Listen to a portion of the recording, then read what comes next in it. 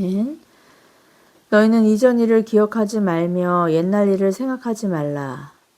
보라, 내가 새 일을 행하리니 이제 나타낼 것이라.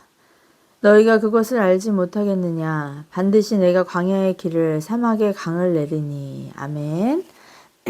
오늘 이사야 43장 14절에서 21절까지의 말씀, 광야를 추억하고 은혜를 기억하라 라는 제목을 가지고 말씀의 은혜를 함께 나누고자 합니다. 출애굽한 이스라엘은 3주면 통과할 수 있는 광야를 40년에 걸려 횡단했어요. 그것도 1세대 중에 갈렙과 여호수아를 제외하고 모두 죽었죠. 선지자 미리암도, 제사장 아론도, 심지어 그 위대한 이스라엘의 영적 지도자였던 모세까지 가나안에 들어가는 그 특권을 누리지 못했죠. 모세는 죽기 전에 느보산에 올라 가나안을 바라보며 말할 수 없는 회한을 경험해야 했습니다. 장차 오실 메시아이신 예수님의 모형으로 하나님께 세상에서 가장 온유한 사람이라는 이 특급 칭찬을 받았던 그였지만 가나안 입성의 감격을 누리지 못한 거예요. 광야에서 반복적으로 물이 없다고 원망하고 불순종하는 이스라엘 백성들에게 신물이 나서 분노를 폭발했기 때문이에요. 하나님이 모세에게 반석을 향해 물을 내라고 그렇게 선포하라고 하셨는데 그 분노하는 이스라엘 백성들 때문에 너무 화가 나서 지팡이로 반석을 2번 쳤던 것이 이 특권을 박탈당한 이유였습니다. 지도자가 하나님의 말씀에 불순종해서 하나님의 영광을 훼손하면 다른 사람보다 더한 그 가혹한 심판이 따른다는 것을 보여준 사건이었죠.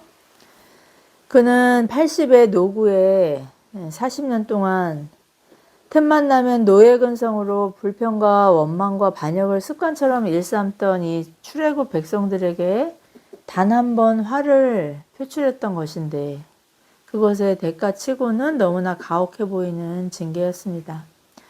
제발 가나안에 백성들과 함께 들어가게 해달라고 이 모세를 친구처럼 사랑하신 하나님께 간구했지만 하나님은 그 요청을 거절하셔요. 모세와 같은 친구에게 정말 아무것도 아닌 것 같은 그 요청을 거절하신 하나님은 좀 야박하게 여겨지지 않으신가요? 우리는 하나님의 선하심과 신실하심을 의심할 만한 이 중대 사건을 성경의 기록을 통해서 자주 접하게 되죠. 우리 안에 내주하시는 성령님의 깨닫게 하시는 은혜가 아니라면 우리도 불신자처럼 또 출애굽 1세대처럼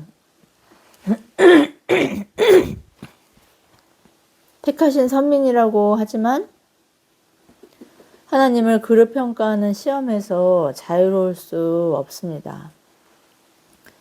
그러나 성도가 이 고단한 세상에 존재하는 이유를 각자에게 맡겨진 사명의 관점에서 생각하면 모세의 사명은 거기까지였기 때문에 하나님의 정하신 때에 그는 사명을 완수하고 죽음을 통과해서 하나님의 품에 안긴 것이죠. 보세요. 주님이 베드로와 요한 또 야고보와 함께 변화산에 가셨을 때 모세와 엘리야가 나타나 주님과 대화하지 않았나요? 모세 선지자는 죽은 것이 아니라 하나님께 돌아간 것이었죠. 그러니 인간적인 눈으로 생각하면 그 좋은 약속의 땅 가나안도 못 보고 죽어서 참 불쌍하고 안 됐다 이지만 천국의 관점에서 바라보면 그 위험한 가나안에서 이후에 펼쳐질 그런 전쟁에서 그렇게 건진받고 또 지속적으로 불순종하는 출애굽 백성들한테 후달리는 게 얼마나 불쌍한 것인지 도리어 죽음이 감사할 일 아니겠어요? 보이지 않는 천국을 보는 것처럼 소망하고 기대하고 사는 것이 바로 성도이죠. 더 나아가 하나님의 통치가 이루어지는 보이지 않는 천국을 이 땅에서 보고 누릴 수 있는 이 영적인 안목에서 자라가는 저와 여러분 되기를 축복합니다. 당장 오늘 여기가 전부라고 생각하는 이 근시안적이고 육적인 우리의 눈이 엘리사의 시종이었던 게하시의 눈을 열어 이스라엘을 보호하시는 하나님의 군대를 보게 하신 것처럼 그렇게 뜨여지기를 간절히 소망합니다. 여러분, 광야나 사막을 생각하면 어떤 것이 떠오르시나요? 메마르고 뜨겁고 또 온갖 위험한 곤충과 독사가 우글거리는 그런 곳, 먼지바람과 모래가 연상되실 거예요. 그런 불모의 광야를 40년 동안 여행했던 이 이스라엘 백성들의 원망과 불평은 어쩌면 당연한 것 아니었을까요? 간헐적이고 기적적으로 만나게 되는 오아시스만이 어쩌면 그들의 활력이 되고 또 바랄 수 있는 기적이었을 텐데 그런 곳에는 누구도 집을 짓고 산다거나 정착하고 싶다는 그런 생각을 하는 사람은 없을 거예요. 광야는 지나가는 곳이지 결코 안주할 수 있는 곳이 아니기 때문이에요. 그들도 죽을 만할 때 만나는 오아시스를 정착지로 생각하지는 않았습니다. 젖과 꿀이 흐른다는 가나안을 목표로 40년을 연단을 견딘 것이죠. 3주면 통과할 수 있는 곳을 40년씩이나 돌아가게 하신 하나님의 뜻과 계획은 아무리 이해하려고 해도 이해할 수 없는 섭리라는데 여러분은 동의하시나요? 홍해를 가르셔서 추격하는 애굽의 군사를 몰살하시고 광야에서 만나를 내리시고 반석에서 물을 터뜨리시는 하나님이신데 백성들의 마음을 착하고 부드럽게 순종적으로 변화시키셔서 좀 더 그 고단한 여정을 단축시켜 주실 수는 없었을까요? 우리는 자유의지라는 이 인간에게만 주어진 고유한 선물을 생각할 때 하나님께 감사하기보다 왜 그런 자유의지를 주셔서 죄를 짓게 방치하시고 고난받는 시험을 당하게 하시는가 라고 생각하면서 도리어 하나님의 형상이라는 이 선물을 주신 하나님을 원망하고 하나님의 선하심과 신실하심을 의심하곤 하는 것 같습니다. 마치 양날의 검과 같은 이 자유의지로 인해서 우리는 하나님과 친밀히 교제하며 또 우리를 하나님의 영광의 거울로 지으신 하나님을 찬양할 수 있게 된 것이죠. 반대로 불순종과 불신을 선택해서 선물을 주신 하나님을 비난하고 대적하기도 합니다. 자유의지가 없었다면 말 잘 듣는 애완동물이나 지금 한창 개발되고 있는 이 AI 로봇처럼 시키는 대로 고분고분 했을 거예요. 여러분은 하나님의 애완동물이 되고 싶으신가요? 로봇처럼 컨트롤되는 그런 물건이 되고 싶으신가요? 아니면 하나님의 놀라운 은혜의 수혜자로 그 은혜의 감격 안에서 영원토록 하나님의 자녀요 또 상속자의 영광을 누리길 원하시나요? 오늘 말씀을 통해 원하지 않는 징계와 심판처럼 보이는 우리의 고난의 이면에 있는 이 회복과 구원의 은혜를 어린아이처럼 신뢰하고 기대하는 저와 여러분 되기를 축복합니다. 그 은혜의 감격 안에서 반석에서 솟아나는 상쾌한 생수와 같은 기쁨이 우리 심령에서 솟구쳐 올라 구원의 감격으로 찬양과 감사를 회복하는 저와 여러분 되기를 예수 그리스도 이름으로 축복합니다. 이사야서는 신구약 66권 성경의 축소판이라고 그렇게 불려지고 있죠. 선지서 중에 가장 긴 66장으로 이루어졌기 때문이에요. 1장에서 39장까지는 무서운 심판을 기록하고 있고, 또 40장부터 66장까지는 심판의 목적이기도 한 이 위로와 회복을 선언하고 있습니다.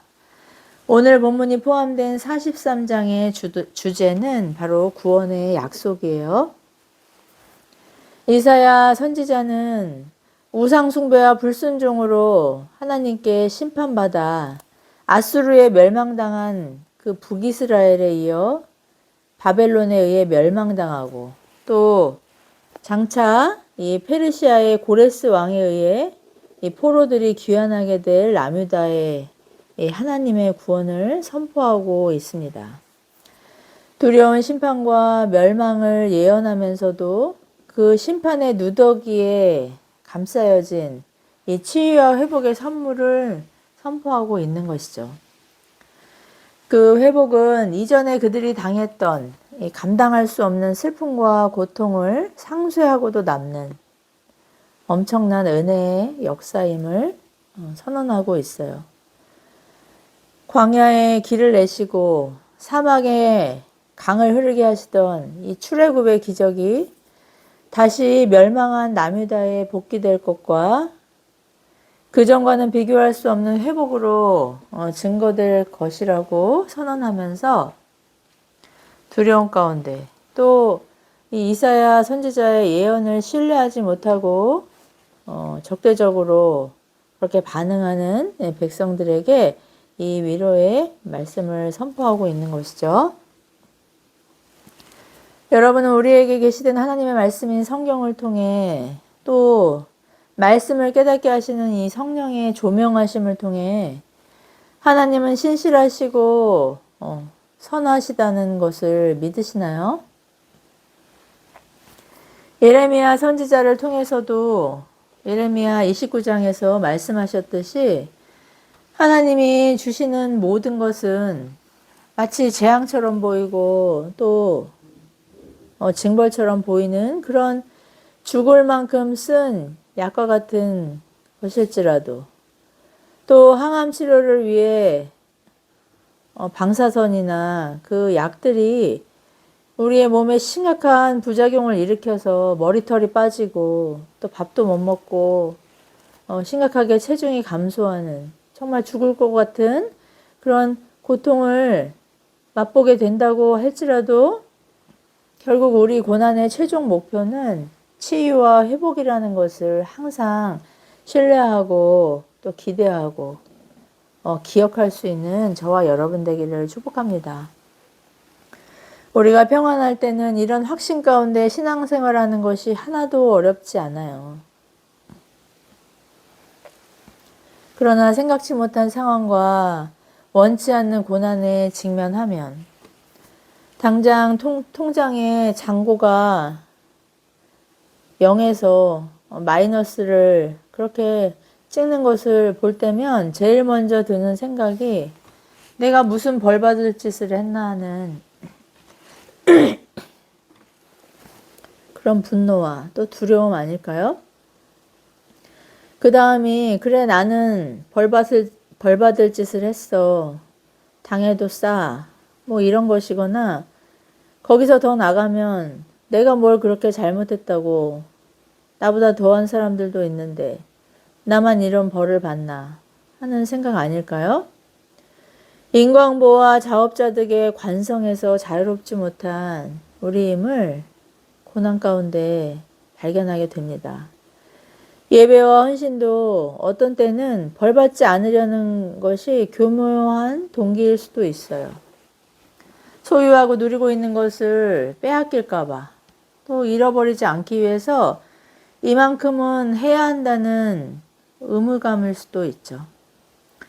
구원의 감격과 기쁨과 자유함에서 자원함으로 드리는 헌신이 아니라 내 것을 지키기 위해 최소한의 의무를 실천해야 한다는 그런 눌림 가운데 신앙생활을 근근히 유지하곤 하지 않나요?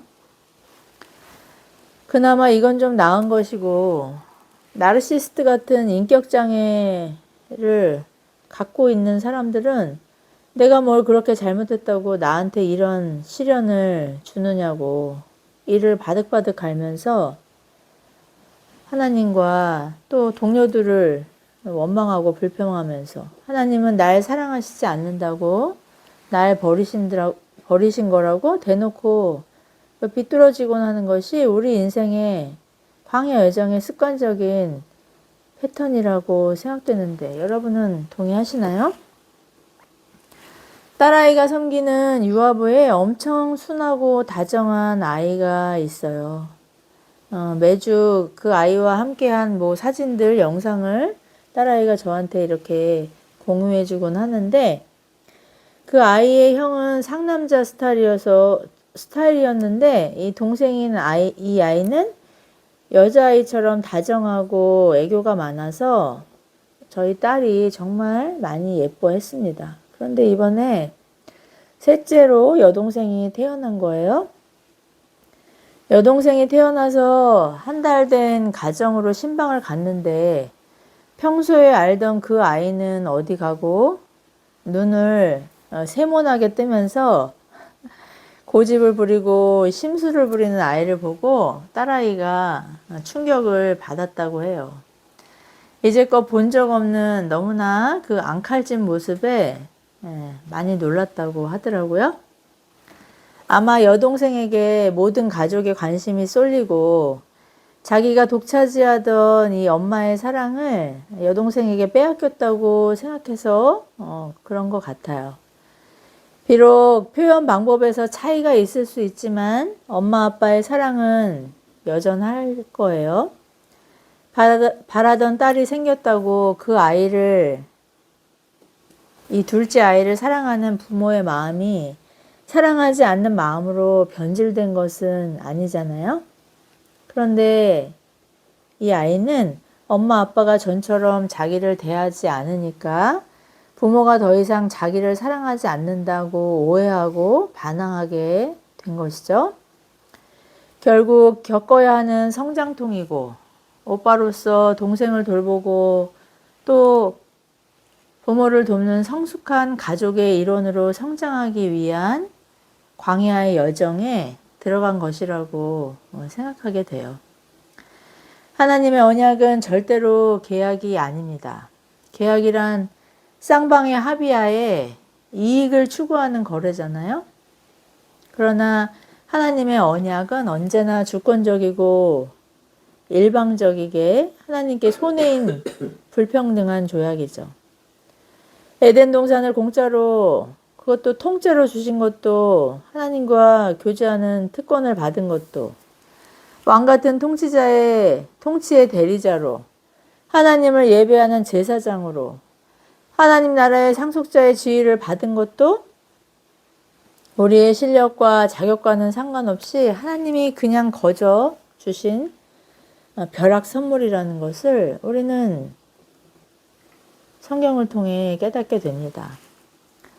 타락한 인류가 하나님을 대적하고 영광을 훼손하는 반역자임에도 노아의 방주를 통해 새로운 인류를 보존하신 것도 하나님의 주권적인 은혜죠.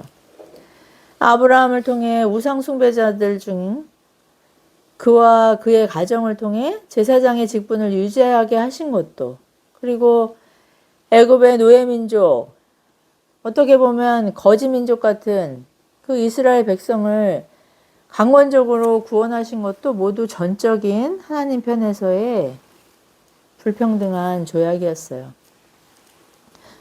하나님은 언제나 신실하신 성품을 끝까지 잃지 않고 우리에게 베풀어 주셨어요. 그럼에도 선택받은 남은 자인 이 구원받은 북이스라엘과 남유다가 하나님을 끝까지 배신한 것이죠.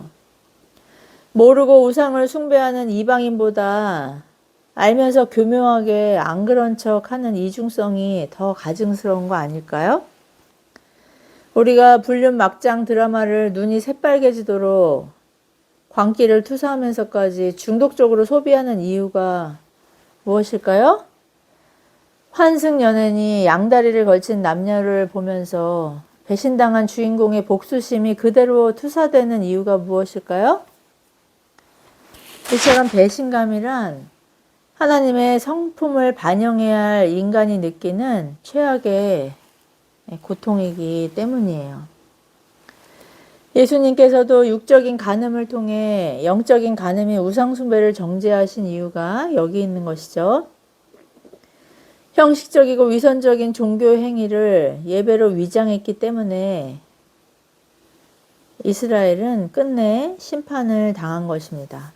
그러나 하나님은 창세기 3장 16절에서 이 원시복음이라고 할 수 있는 이 구원의 약속을 700년 후에 오실 하나님의 아들 예수 그리스도를 통해 신실하게 이루어 주셨다는 것을 오늘 이사야 선지자의 그 위로와 회복의 예언을 통해 우리는 깨닫게 됩니다.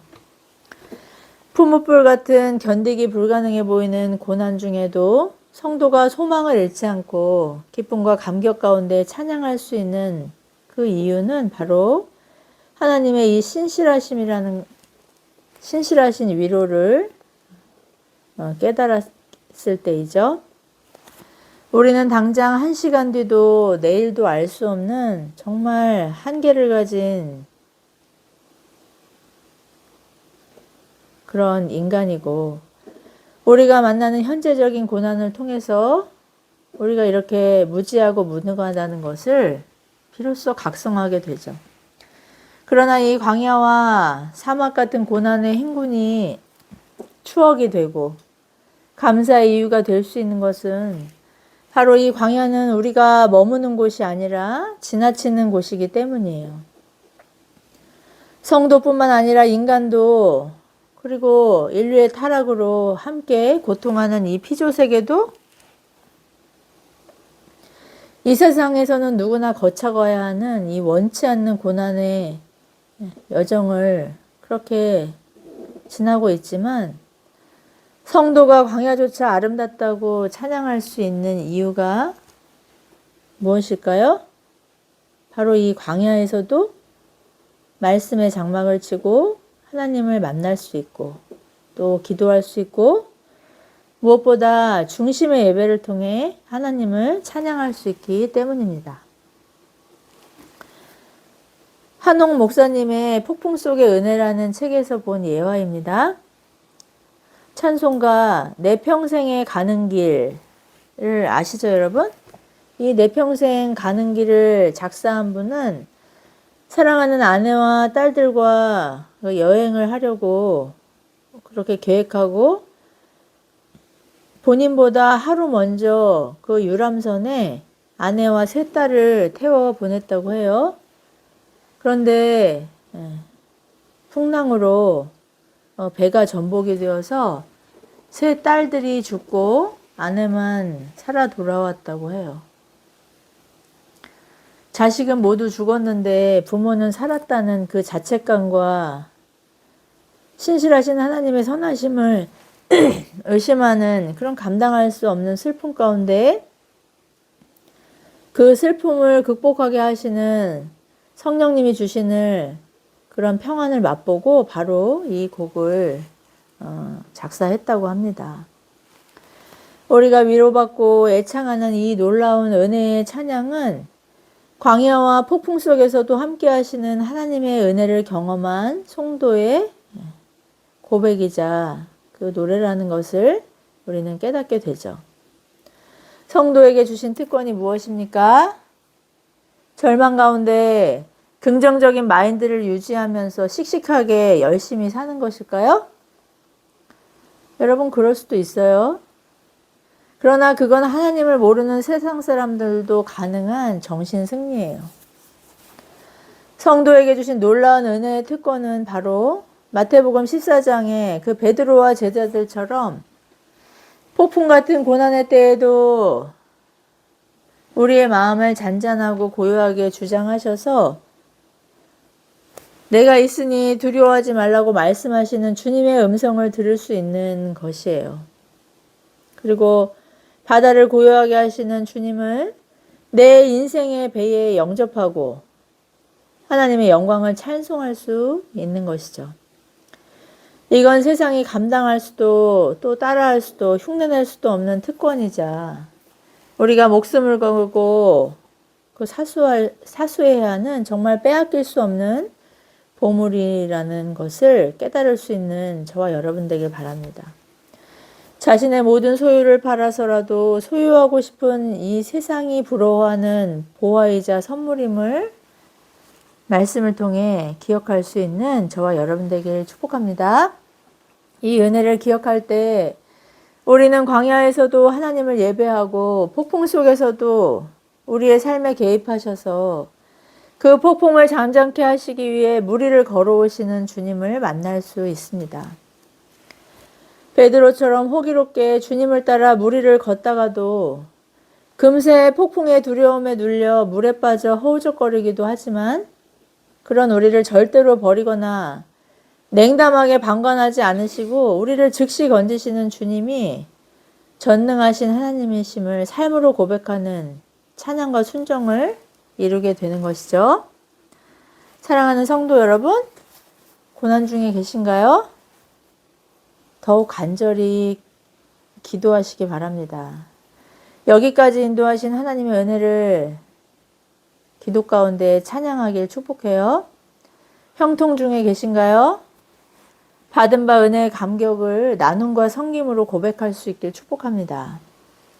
그 순서가 앞서거니 뒤서거니 하는 인생의 이 알 수 없는 광야와 폭풍의 여정 중에 두려워하지 않고 요동하거나 불안해하지 않고 하나님을 신뢰하고 어린아이처럼 의지하는 성도에게 강건적으로 주시는 이 놀라운 평안을 반석에서 터져나오는 생수처럼 누리는 저와 여러분 되길 축복합니다. 우리가 잊어버려야 하고 생각하지 말아야 할 이전 일과 옛날 일이 무엇일까요? 우상 숭배하면서 하나님 앞에 진실하지 못했던 것이죠. 그 결과로 받은 심판과 멸망의 그 뼈아픈 역사예요. 하나님을 신뢰하지 못하고 진리를 왜곡하는 이 습관적인 죄성이에요. 그것이 우리가 잊어버려야 할 일인 것이죠. 하나님이 행하셨고 또 행하실 새 일이란 바벨론의 포로로 잡혀간 후 70년이 지나면 귀환하게 되는 그런 구원이기도 하지만 궁극적으로는 이 시기 이후 700년 후에 이스라엘이 그토록 대망하던 예수 그리스도께서 이 땅에 오셔서 이스라엘의 남은 자뿐만 아니라 이방인까지 구원하시는 그들이 꿈에도 생각하지 못했던 그 놀라운 구원인 것이죠. 광야의 길을 또 사막의 강을 내셨던 과거의 구원의 기적과는 비교할 수 없는 이 우주적인 구원의 완성을 이루신다는 약속이 바로 하나님이 행하시는 새 일입니다. 예수님은 천하보다 귀한 한 영혼을 위해 목숨을 버리시고 부활 승천하시면서 이 놀라운 구원의 새 일을 신약의 교회에 위임하셨어요. 디모데전서 4장 16절의 말씀은 늘 저에게 이런 주님의 새 일을 기대하게 하고 부르심과 은사에 대한 열정을 새롭게 하는 말씀이에요. 디모데전서 4장 16장 한번 찾아보시겠어요? 4장 16절입니다.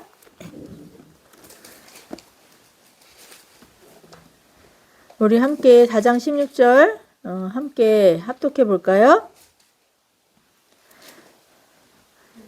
내가 내 자신과 가르침을 살펴 이 일을 계속하라. 이것을 행함으로 내 자신과 내게 듣는 자를 구원하리라. 아멘. 우리가 전하는 복음을 하나님이 예비하신 누군가가 들을 수 있다는 기대와 또 아무도 복음에 반응하지 않는다고 해도 그 복음을 선포하는 내가 바로 구원의 대상이라는 이 놀라운 사실에 이 말씀을 통해 매 순간 전율하게 되죠. 듣든지 아니 듣든지 이 복음을 전하는 사명에 또 이 구원에 바로 내가 포함되어 있고 해당된다는 그 놀라운 은혜에 우리의 자원과 은사를 아낌없이 낭비할 수 있는 주님의 증인으로 하나님의 은혜를 매 순간 기억하고 감사하는 저와 여러분 되기를 예수 그리스도 이름으로 축복합니다. 기도하시겠습니다. 전능하시고 자비로우신 하나님 아버지, 우리의 매일의 삶 속에서 새 생명의 역사를 통해 또 하늘의 만나와 반석의 물처럼 우리의 매일에 필요한 그런 일용할 양식을 공급하시는 자비로우신 하나님의 그 새 일을 통해 하나님이 우리의 아버지시며 우리의 구원을 끝까지 이루어 가신다는 그 약속의 말씀을 더욱 신뢰하고 기대 가운데 담대하게 복음의 증인으로 이 믿음의 경주에서 승리하는 저희가 될 수 있도록 은혜 주시기를 간절히 소원합니다. 이 감당할 수 없는, 이 빼앗길 수 없는 이 구원의 감격과 이 기쁨을 우리 입술과 삶으로 온전히 증거할 수 있도록 하나님 우리를 더욱더 거룩해 하시고 또 정결케 하셔서 예수 그리스도의 그 아름다우심을 전하기에 부족함이 없도록 우리를 사용하여 주시옵소서. 모든 말씀 보배롭고 존귀하신 예수 그리스도의 이름으로 간절히 기도드리옵나이다. 아멘.